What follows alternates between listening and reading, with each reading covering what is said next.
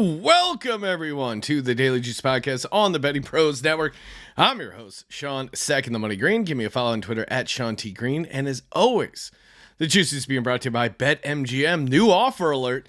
Use that promo code JUICE25 and you get a risk-free bet up to $1,000 and a $25 free bet. Just like that. All right. Not a great day. Long day. Woke up in California around 5 a.m., took a long-ass flight from LAX to Newark traffic.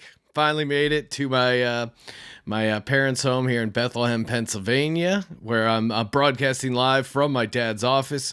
Shout out to the Gritty Doll in the background. I did watch UTSA blow a 12-point lead on a cross-country flight. That's a unique experience. Just sitting there yelling, God, no! When they were up, I was like, Frank the Tank. My wife, my wife's trying to sleep on the plane. I'm like, yes.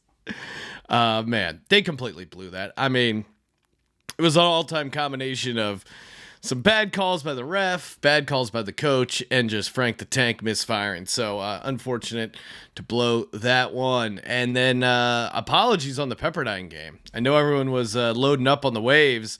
That I was off a day on that. So again, I was scrambling to get the flight. Me on that one. I thought the game was tonight. I still like it at that number 6.5 Pepperdine, or obviously 6.5 and higher. I think it's a play on there.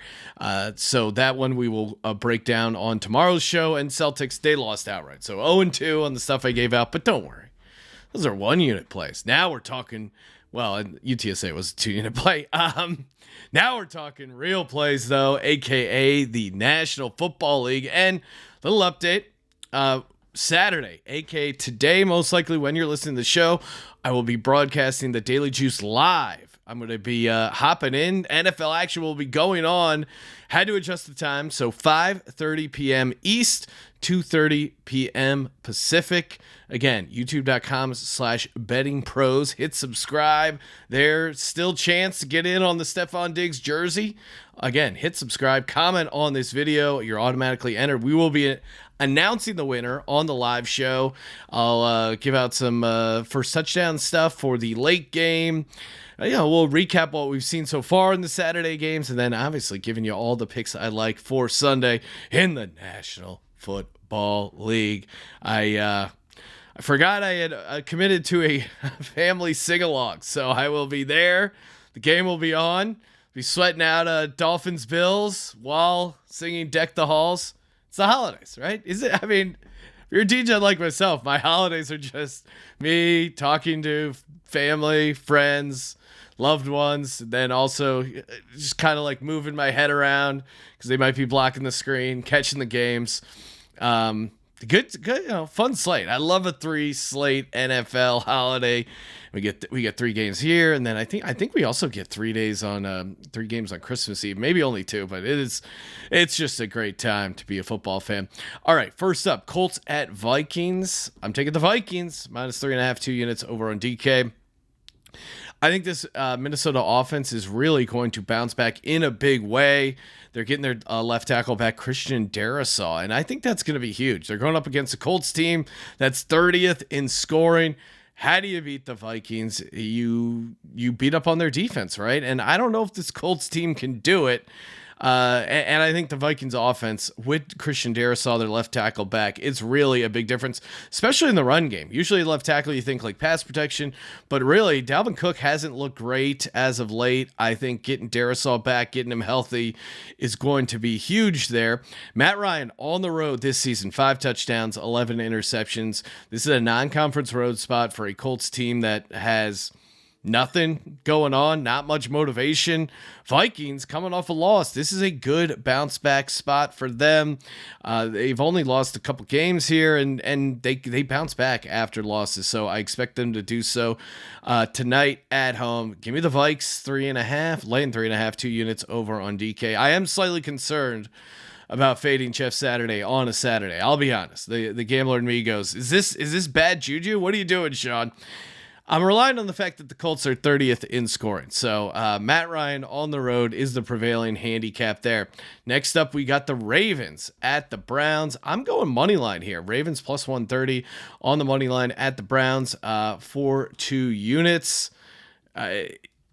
Huntley is going to be the starter. I know there was some talk about maybe Brown starting. Lamar Jackson still out with the knee issue.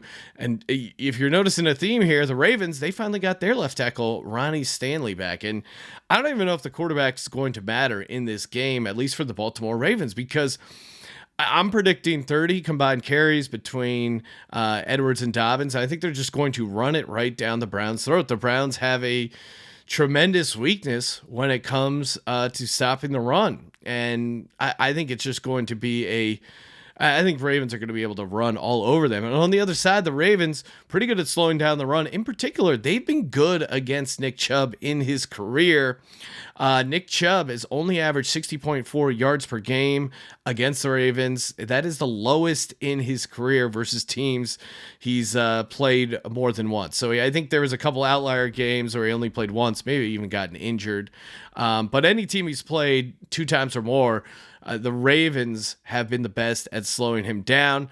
John Harbaugh, I think, is a much better coach than Stefanski, and he's quietly in the mix here for Coach of the Year as well. I think if the Ravens go on a run, not having Lamar Jackson, I think certainly bodes well for him. And AFC North dogs, I always love taking the dogs in the AFC North, especially when it's like 3 points and under. I ran the model, and it's 50, 32, and 5 ATS AFC North dogs catching 3 points or less. Now, I'm going on the money line.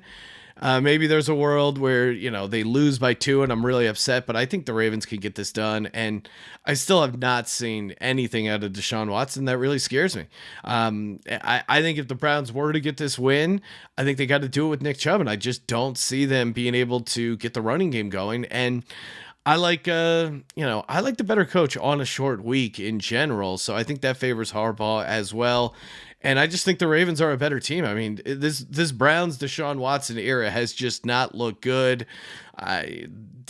Bengals, yeah, they got the winning cover. They didn't even look that great against the Browns. The Browns still couldn't do anything. Browns did get the win against the Texans with Deshaun Watson, but no offensive touchdowns. Maybe he's due for an explosion, although I guess that could be taken the wrong way there. I'm fading Deshaun Watson and the Browns there. Give me the Baltimore Ravens. Next up, Miami Dolphins at the Buffalo Bills.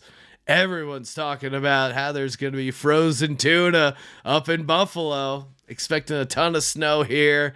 I'm taking the Dolphins plus 7. Give me that minus 105. Little layoff on the juice there. 2 units over on PointsBet. Again, Tua is driving me crazy. I was out in front of hating on Tua early and often. Then he had a run where he looked like he was going to be MVP. I believed in him against the Chargers, completely let me down. This is the 3rd road game. This is a revenge spot for the Buffalo Bills. All that being said, I don't think the Bills should be laying 7 points against a decent division opponent right now. The Bills offense have not looked explosive really at all. I think some of it is Josh Allen and his elbow injury. I think some of it is not having Brian Dable. Maybe you can make excuses for that crazy scheduling quirk they had there as well. The Miami Dolphins have not lost a game by more than 6 in which Tua finished completely healthy. That 49ers game, he did get banged up there a little bit. So that's a little technicality there. But the Bills' passing defense quietly hasn't been that good as far as yardage, which isn't the greatest metric, but it's worth something here. Miami number 1 in the league, Buffalo 28th in the league. Mike McDaniels,